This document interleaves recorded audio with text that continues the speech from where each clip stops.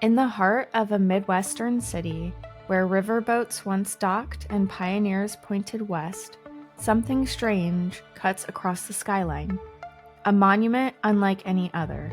Not a tower, not a statue, but a single, sweeping curve of steel that touches the clouds. Built with astonishing precision, this gleaming structure stands taller than the Statue of Liberty, yet offers no stairs and no ordinary elevator. Only a strange, hidden tram that spirals visitors upward in a way that feels more like a ride than a climb. Its surface reflects the sky, while hidden at the top, a time capsule waits to be revealed, and beneath it all lies a story of visionaries and setbacks, and a quiet rule that no president is ever allowed to reach its peak.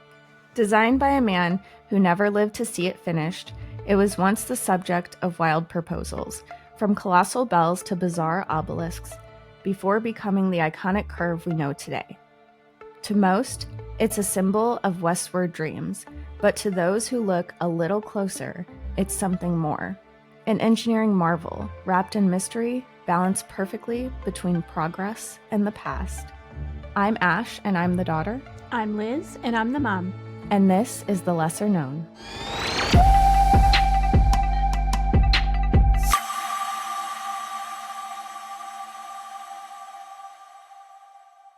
So the question of the day is, what's a lesser known hack that you know that you feel like most people don't? The reason I think most people don't know this is because I just learned it within the past year. So if you take like a hard stick of butter, you know, like when you want to put it on toast or whatever, and you have to like either cut it in super slim slices. That's a mouthful. You know, to get it to melt, and your bread gets all torn up. So you can take that brick hard stick of butter and take a cheese grater. Or you said you saw it. It was like a zester. It was like the handheld, not the kind that's in a triangle. And you can grate the butter over your bread, and then it smooths over it. Like it kind of melts it and makes it little thin ribbons. And you're able to like spread your butter over your toast. It's not like tearing it up. And then you don't have like a huge chunk of butter just sitting on top of your toast. You know, you could have it like melts into it. It's the best hack I've ever learned. And I can't believe it took me this long. And I really don't think people know about it. I don't think so either, because I found out because you and Azaria were doing it when I was over there. Yeah, like wasn't a couple that weeks crazy? ago. Mm-hmm. That was so cool though, because it was like you could basically put butter on anything now. I used to like not put butter on stuff. Like even like if I was making toast or something, I'm like, whatever. I'm just like not even gonna do the butter because it's like too much of a pain. But now I put butter on everything. I'm just like grate it. You sound like a butter infomercial. This is not sponsored by butter.com. What's yours? I have one that I was thinking before you said that, but now I have a different one because you said that. But I'll say both. The first one that I thought of while you were talking was I've seen people put a fork in the middle of Oreos so that they can dunk it like all in the milk and not get their fingers wet. Oh, nice. And you can have it all soggy at one time. Yeah. Because when I do it, I do half soggy, eat it, and then I have to do like a fourth soggy, and then eat it. And that last part you have to just eat like crunchy because you can't even get it into the milk unless you put your full fingers in. Yeah. So I thought that was a cool trick. That's a good one. Yeah, I like that one. But the one I was going to say before that was, you know how if you buy mascara and it dries out like really quick, you can put saline solution, like the stuff that you soak your contacts in, just like a couple drops and then shake it up and it makes it like re-liquefy. Did you try it? Oh yeah, I do it all the time. I've done it for years. But you don't keep your mascara for years, right? Because that seems like something you might do. No, when it's gone. But like, I guess I mean, you know how you know it's not gone? Like you can see that there's a lot, but it's dry. Right. Yeah, I hate that. Isn't it like, even when you put it on, it like crusts and gets under your eyes because like little flakes because it's all dry. I'm going to have to do that because I have so much mascara that I buy. And then like a couple weeks later, I'm like, well, this is done already. Great. You know, I throw it out. Oh, that's a good one. Yeah. I'm going to try that. Yeah, for sure. Yeah. And I haven't heard like anyone else do that. So I think it's less like a lesser known thing. It seems lesser known. Like, I mean, I have been wearing makeup since I was like 11, I think. Maybe that's a little dramatic, but I wanted to wear makeup when I was 11, but my mom wouldn't let me, and I haven't heard of it, so I think you just saved me thousands of dollars on mascara. Probably over the years. All right, so I found a funny review off TripAdvisor, and it's about the Great Smoky Mountains, and someone wrote, some falls/streams had nothing but toddlers peeing and pooping in water. Gross. Nasty. What? But Where how are the you heck? witnessing so many toddlers peeing and pooping? Well, first of all, how do you witness a toddler peeing? Yeah. While the they're water. swimming? Like poop, I could see it floats to the top, but pee, it's like you can't Do you think tell. they actually saw that? You think they actually saw like poops floating to the top? I don't know. That's why Maybe they were just like, being like super dramatic. They're probably just like a hater, and were. they're like, look at all these kids in here. They're probably peeing and pooping all over. Probably did. Yeah, because I doubt it. Like I doubt they just saw kids, a bunch of toddlers peeing and pooping. It was They probably just like happened upon like a family reunion that happened to have like all their like brought all their kids, and like maybe they were all diaperless or something. Or maybe they saw like a Snickers floating in there, and they thought it was poop. Gross. Yeah. Yeah, that's not somewhere I'd want to go, I guess. So thanks for the heads up. I still want to go there, but maybe not to the poop and pee. How will you know? There's not going to be signs. What if there was just one sign? That person like went there and nailed in a sign that said, beware of toddlers peeping, pooping, and peeing. So if you didn't like get it by the intro, today we're going to be talking about the Gateway Arch National Park in St. Louis, Missouri. I just looked it up yesterday because I was like, I didn't know there. Number one, I didn't even know there was a park there, and number two, I thought it would be called like the St. Louis Arch, because that's what like everyone knows as. It's to me like we all knew it as that as a Midwesterner. But apparently, I mean, yeah, same. I didn't know it was called Gateway until we started doing this, and then I was like, oh, it's not the St. Louis Arch, because I even labeled like my episode St. Louis Arch, and then as I talk about it, I say Gateway because that's like the actual national park name. So this park is a little bit different than the parks we normally talk about, and it's different because it's a man-made structure, and the other national parks that we talk about are like all found in nature. Like most of the parks we talk about, you think of hiking and road tripping there and stuff like this. To me, when I looked up pictures, because I was curious, I'm like, how is this a national park? And then, have you ever been? No. Oh. I've only driven past it on like 75 or whatever the road that is. I was like, oh, there's the arch. Like that's the closest I've ever gotten to it, seeing it from the highway. Have you been? I have, yeah. Oh. I went, I think just once when I lived like right next to St. Louis, because I like lived in Missouri. Yeah, so it's, just to clarify, it's not the St. Louis Arch, it's the Gateway Arch National Park, and it's located in downtown St. Louis, Missouri, which I think is also weird because I don't think we have any other national parks that are located in a downtown. That's what I'm saying. That's what feels so weird. You think of hiking and stuff when you think of a national park, but this is like going to the Hancock Building or something in Chicago. That's the way it feels. Yeah, it's exactly like that. And it actually holds the record for being the smallest national park in the U.S. It's only 90.96 acres and consists of the Gateway Arch, the old courthouse, and the landscape grounds that surround both buildings. That's it.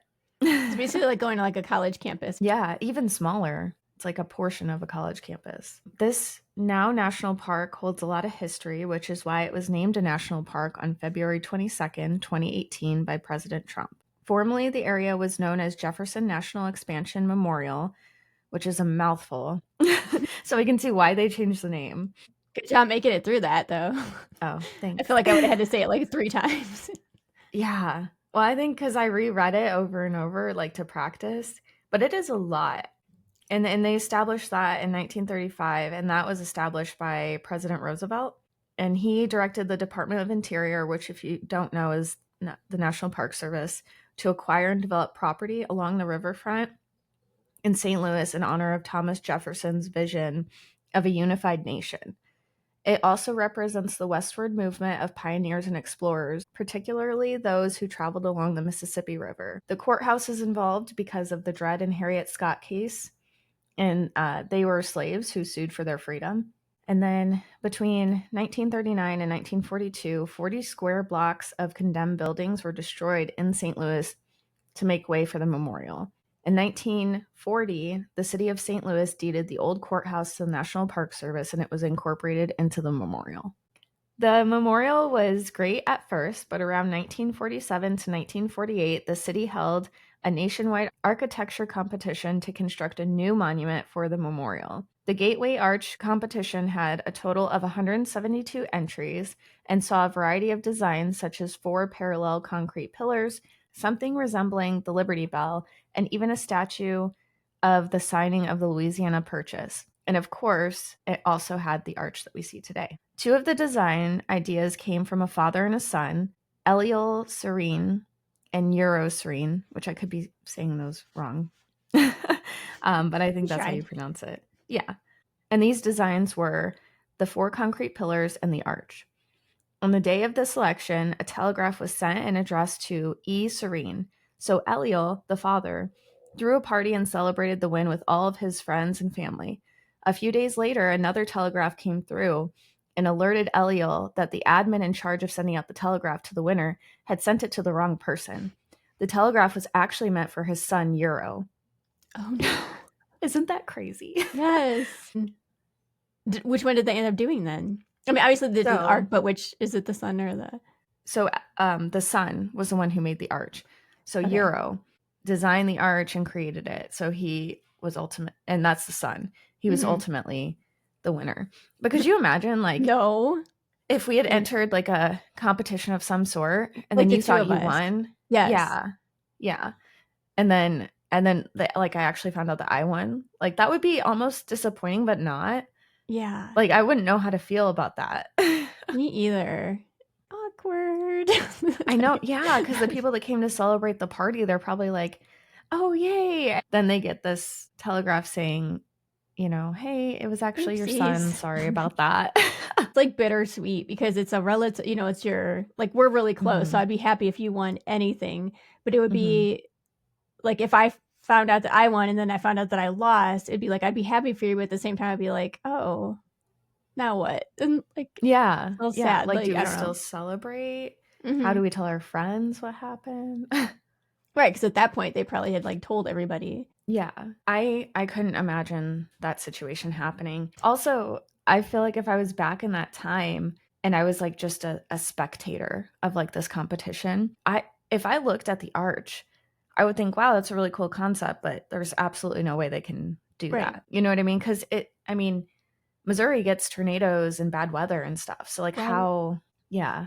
Right. I didn't think about that part of it. And the fact that people can get up in there, it's like, how? Like, yeah. I would have thought like the 4 pillars would have won. It seems more like would think reasonable. It does make you wonder though, like, did they mess up a second time? You know? And then they just didn't want to like withdraw again. Yeah. They were like, no, it's too late. We can't do it again. Too much. We look really dumb now. Also, you look like an angel from heaven. Is the light shining in on you? Yeah. I know. It's like right in my eyes too. I was thinking that I'm like, should I lower the blinds? Because you're glowing. What is that? It's like really there. You look amazing. Anyway, so after the design was selected, it took about 20-ish years to follow through with building it and only 2 years to finish building it. So construction began February 12th, 1963 and was completed in 1965.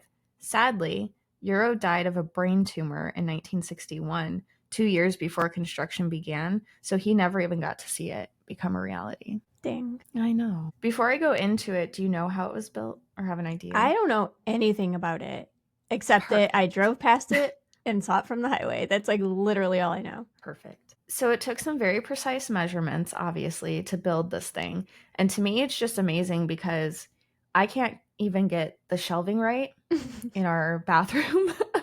And they had to do this whole like construction of an arch. But did I tell you about the shelving story? No. Oh my gosh. So I don't know what was going on in my mind, but I bought like those floating shelves for the bathroom. I've tried to do that before. It looks great. No, it's even though. It looks great. But I was trying to align it between the mirror and where the bathtub starts, but not over the toilet. So it's like Ew. off-centered from the toilet. And Oh it's no, like did you not. fix it? No, because there's a lot of holes in the wall. I don't want to Oh, fix it. And I it's can't super even come over straight. then. I I know. can't. I I know. would I die was if I really saw it. well, and the thing is, I didn't even notice until Jeremy went in there and he was like, he's like, how did you measure measure this? And I was like, what do you mean? I measured it between the mirror and the bathtub. And he's like, it's not even over the toilet. I was like, oh, yeah. Ew. I can't. So I can't even I look would at it. Don't even not. send me a picture, and I won't go in your bathroom. I will send you a Don't you picture. dare. But it's so crazy. Like I could never have built this thing. It would have been so messed up. I don't have the patience. Whenever I hear about that, like when I hear about this like old building it took like 10 or 20 or 100 years, like even like pyramids or whatever, and they talk about, oh, it took 100 years to build. I don't have the patience. If I can't do something in a day, I just won't do it. I can't. I know. So going back to how it was built, the construction crew dug 60 feet into the ground to lay the foundation, then started building the legs upward, one on each side, bit by bit. The pieces were hollow triangles made of stainless steel and craned into place with, like I said, crazy precision. Once they reached the very top, they slid the final keystone piece that locked the whole thing together. So they basically built like from both ends to meet in the middle. Mm-hmm. Yeah, I'm Isn't totally that crazy? picturing And then this. there's one piece that locks it into place. That must have been like the best day ever. I know. That would have been really cool to see. I'm sure they did like have people stand around and like watch. The triangular sections allowed for an internal tram system to be built, which can take visitors to the top. The tram system was designed by a man named Dick Bowser. Bowser's family had worked in the elevator business for many years, and he followed that path as a fallback when he dropped out of college. One weekend, he was visiting a friend who worked at the Montgomery Elevator Company, which had been tasked with designing a way for visitors to be able to go in and up the arch. Bowser's friend connected him with the architect, who gave him only 2 weeks to come up with a solution. In this short time, he was able to design a system that was one part elevator and another part Ferris wheel. This same system is what's used today to bring visitors to the top. And I'll go into it a little more, like how it works. Yeah. Can't picture it right now at all. Yeah. The Arch's unique tram system is one of a kind in the world. It has the elevator mechanics, Ferris wheel-like rotation, and escalator-style movement, and it keeps passengers upright as the tram ascends to the curve of the arch. To experience the system, it's about $20 a ticket unless you purchase additional items with it. The ride is about 4 minutes long and holds approximately 4 to 5 people. It's tiny too. And it can feel a bit claustrophobic, but it's really not that bad because I'm a sissy when it comes to tiny spaces and I'm fine in there. But yeah, it's basically like, it's just like a Ferris wheel. Like you know how you sit in the little... Mm-hmm. Oh, like a it's basket? like 2 people on each side. Yeah, it's just like that. It's a little bit smaller, like your knees are almost touching the other people across from you. And then, yeah, it's just like 4 minutes. And you feel it like shift a little, like a zigzag going up. But it's really not that bad. Can you see outside? It's windows? Oh, I thought you meant... Oh, I'm No, like, not right now. Not during the ride. No. Oh. I know. Well, that's unfortunate. Because it's stainless steel. But that would be the fun part. Like watching yourself go up. Yeah, it would be. I never really thought about it, and like now I might be a bit scared. But if it got stuck, you're stuck there. See. I didn't even think about that when I did it. That'd be terrifying. People do have a fear of getting stuck in the elevators. It doesn't bother me, but people always freak out. This would bother me because it's so small and because it's like, where are you stuck and how are you getting out? Yeah, I don't know. That's what I'm saying. Like, and you can't see out is the problem. You? That's what I'm saying. Like it would be, if they built in like some windows, that'd be much better. I'll write them. Okay. Good luck. So once you get to the top, there are windows and you can stay for as long as you want. And you can get a really nice view of the entire city and the Mississippi River. Also, if you don't want to go to the top because you're afraid of heights or you're claustrophobic, there is a free museum underneath the arch, and there's interactive stuff like history exhibits, and they even talk about this lesser known fact. So during its construction, a time capsule was welded into the keystone at the top of the arch and contained signatures of over 762,000 people, primarily students from St. Louis schools and who lived around the area at the time. The capsule was intentionally kept a secret until the 50th anniversary of the arch's completion. Did they get it out? They opened it. Like on the 50th anniversary, Oh, they that's opened it and saw all the cool. signatures. That's really cool. Yeah. I know. I thought that was neat. Altogether, the arch cost about $13 million to build back then. And you're probably wondering how much is $13 million now? And today it's the equivalent to $95.9 million. So like I said in the intro, the arch is taller than the Statue of Liberty, and it stands 630 feet high, making it the tallest artificial monument in the U.S. and Missouri's tallest accessible building. It's made of 142 stainless steel sections, weighing a total of 43,000 tons, and can withstand earthquakes, tornadoes, and winds up to 150 miles per hour because of like the 60-foot deep foundation. But I think out here, when you get a hurricane, which I thought tornadoes were kind of the same, they can easily get up to like 120 miles an hour. That's kind of scary. I know. Yeah, this can withstand 150-ish. And then it was designed to allow it to sway 18 inches in either direction. No. That's a lot. And people can go up there and feel it. Oh, no. I mean, at a certain point, they tell people, like, no, you can't go up here. It's too windy today. But, like, there were some reviews or, like, national park people who are the rangers.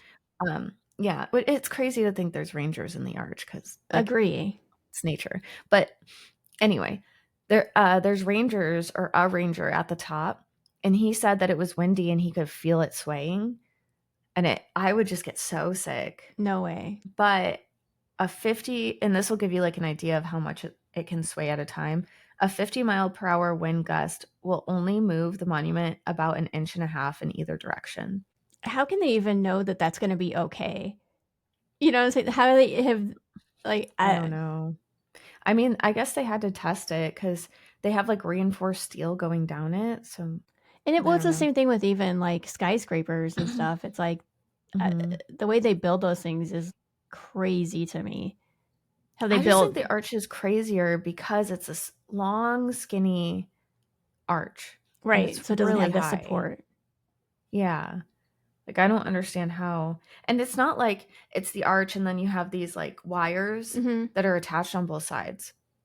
There's none. Yeah, it's like that centerpiece is what's holding it securely in place.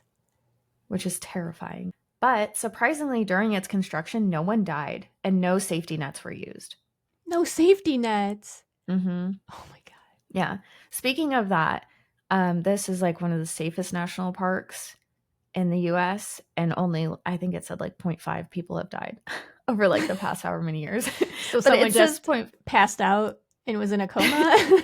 No, like, because it's over like so many years, they just like, they're like, oh, you know, not even one person dies a year. So there was one death ever, and then there was one near-death experience. The one death happened in 1980. It was a man named Kenneth Sawyer.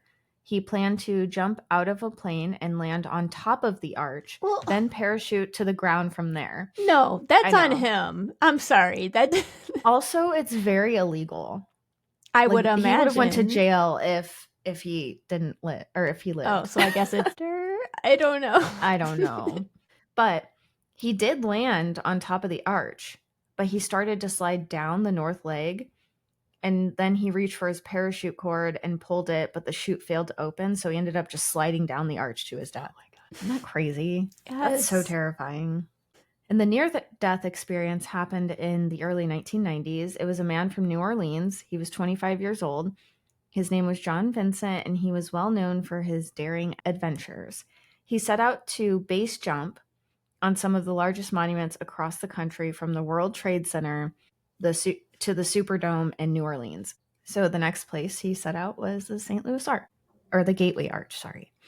On September 14th, 1992, Vincent used suction cups to climb to the top of the arch, which alone would be terrifying.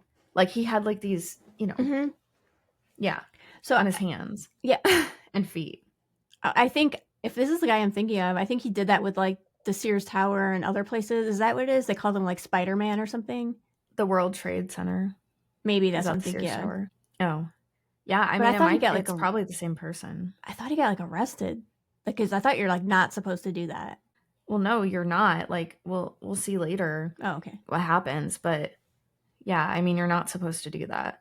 It took him around 2.5 hours to go all the way up the north leg of the arch. Once he reached the top at around 7 a.m., he parachuted down the gateway arch, and it was all captured on video. Police were immediately after Vincent, along with the 2 others who were there to photograph and videotape the event. Their names were Robert Wetzel and Ron Carroll, whom Vincent had met the day prior at an apartment complex pool. So he was just like, hey guys, I'm going to do this. Do you want to come videotape me? And they're just like, yeah, yeah, I'm in. Vincent had actually managed to escape, but the police captured Wetzel and Carroll, and all 3 of them were eventually arrested in connection to the incident.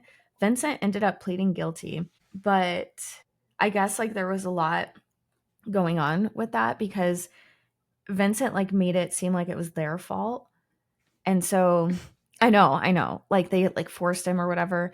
So there was a lot more to it, but it was kind of confusing. So I didn't mention it here because I really didn't understand. But it sounded like Vincent was like, no, like they're to blame. And then they were like, no, we just met this guy. Right. But they were all arrested. And he had done it to like, he had done it before too. So it's like, he can't even say that. But I can't believe that the other guys were arrested. I could see the guy who did it being arrested, but the other guys like that. So I guess like be careful who you meet at pools. I mean, it actually, like, I didn't know about the story, but it reminds me of this guy that I met in Sedona. And he was like, oh, can you get a picture of me going across the like Devil's Bridge, which everyone gets pictures there. So he went across, I'm getting pictures. He's like, can you video it? And I'm taking a video. He climbs to the edge, grabs a tree branch and hangs. No. Off. Yes. And I was like, oh my God. And then he gets up, runs back and grabs his camera. And he was like, I felt the twig snap. I'm like, oh. You could have like witnessed and been videotaping someone fall to their death. I know. He was crazy. But I had just met him. Yeah. So if there were like cops and stuff around. Right. They'd be like, oh, why'd you let him do that? You'd be like, I don't even know he's going to do it. Yeah. Yeah. That's like how I imagine these people felt. Like, I don't even know him. They wanted me to do this. Anyway, so back to the podcast. Despite that the Gateway Arch was built as a monument to Thomas Jefferson's vision of westward expansion, the Secret Service has forbidden all presidents from visiting the top of the arch. The sole exception to this rule was President Dwight Eisenhower, who visited the Gateway Arch in 1967 when he was 77 years old. The former president arrived early at the monument before it was open to the public and insisted that he be able to ride to the top. It seemed only fitting as he was the president who signed the order to begin construction of the arch in 1954. So why can't presidents go up in the arch? From what I read, it's more of like a safety thing because like we were talking about if they get stuck in the tram or they're at the top and like and the centerpiece falls out. Like, well, no, just like they can get stuck is basically the thing. Like they don't, it's just more like there's no way to get them out. There's no protection for them. Like they can have their Secret Service go up there, but then if someone decided to like do something to the arch. Oh, okay. Like trap them and then like do something bad and where they could get killed or something. Yeah. I was going to say, because then that would mean that they basically can't do anything because you could be at a national park and there's a rock slide or you could fall in the river or, No. Yeah, this is more so like because it's so easy to just get trapped in there. I mean, it's not so easy, but like if someone I was like, oh, that sounds like a really good ad for trying to go there. No, but you know what I mean. Yeah. So then like the last little fun fact I have is depending on the time of day that you go and the angle that you're looking at it, the arch reflects light, sometimes making it seem invisible or as if it's glowing gold or pink. And on rare occasions, people have even seen double reflections, like a mirrored ghost arch. Oh, like a double rainbow. I know. Yeah. So that Cool. would be really cool to see. Yeah. I love that. I just I still don't, in my mind, I will never see it as a national park. Sorry, know, Gateway Arch, but I just can't. You should go though. It's really fun. It's yeah, really that would cool. be a very easy one to go to, but it would be very quick too. I just when I think of a national park, I just think of like hiking and whatever. I think you could spend all day there though. Really? Because the tram ride at least takes 8 minutes going up and down, and then you also have to wait in the line, and that can take like 30 minutes or so. And then when you're up there, you can stay as long as you want. Is there anything to do? Like, I mean, you can ask like the ranger for, you know, like the history and like questions, but no, it's mostly just looking out, you know, and like there's things to read, like about the history. So you've basically described like an hour and a half. No, but then there's that free museum underneath. Oh, right. And you know, museums take like 2 hours. And then the courthouse is also like part of the national park. So you can like make your way over there and learn about that. And like then they have like landscaping around it. Yeah. And there's also like a 35-minute documentary that you can watch. You can like purchase it with the ticket. I think it's I would like just still think it would be like a national monument and not a park. That's that's where it like throws me off. Because I think of park, I think of nature. And when I think of monument, that's like the arch is what I think of as like a monument. You know, it's just. Yeah. But yeah, that's all I have. So I'm wondering like what you're going to get out of it for your episode. I just did like a very quick like Google search. Are there any hauntings, Gateway Arch, whatever. And it did say like hauntings and legends in the St. Louis area. So I'll just like see what I can do. I wish Euro would haunt it. That would be sweet. Yeah, because then he could see it too. Yeah.